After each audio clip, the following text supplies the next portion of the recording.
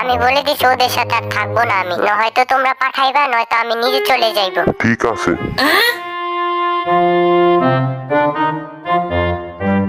লোকালয়ে 6 ভাইয়ের জ্বালাতন থেকে বাঁচিবার জন্য জঙ্গলেই আসিয়াছি। আহ কি সুন্দর, ওদের 6 জনকে ছাড়া যে প্রকৃতি এত সুন্দর আমার আগে বোঝা উচিত ছিল। এখন মনে হয় এখানে গাছ জড়িয়ে ধরিয়ে আমি পড়ে থাকি 1000 বছর।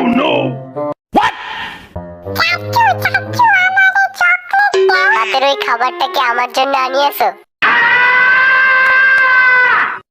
আমি এখানে হাঁটিব, চলিব, খাইব, দাইব, শুইয়া থাকিব। বেশি ক্ষুধা লাগিলে ইটকল মারিয়া পাখি ভাজা খাইব। দরকার পড়িলে সিংহের গলা জড়িয়া ধরিয়া আমি কুত্তার মতো ঘেউ ঘেউ করিব। তবু আমি সেই 6 ভাইয়ের কাছে ফিরত যাইব না।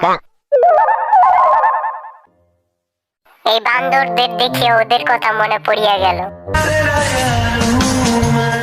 A few moments later. রাত তো হইয়া গেল, এখন আমি কোথায় থাকিব?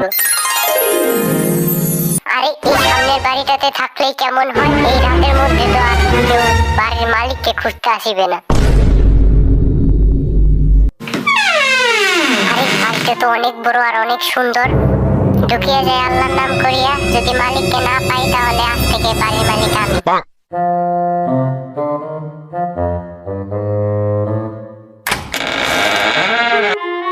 ঢুকিয়ে তো গেলাম, এখন দেখিতে হইবে এই বাড়ির ভিতরে কেউ আছে নাকি।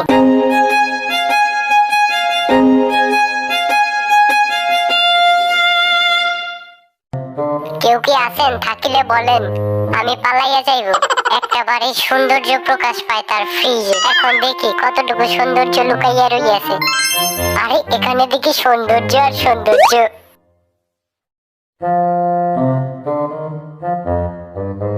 কিরে এখানে দুটো জুতো কেন? তার মানে বুঝেছো তোমরা, এখানে আমার জন্য একটা জুতো রেখে গেছে। আহা, এই বাড়িতে যে কত কিছু রইয়াছে।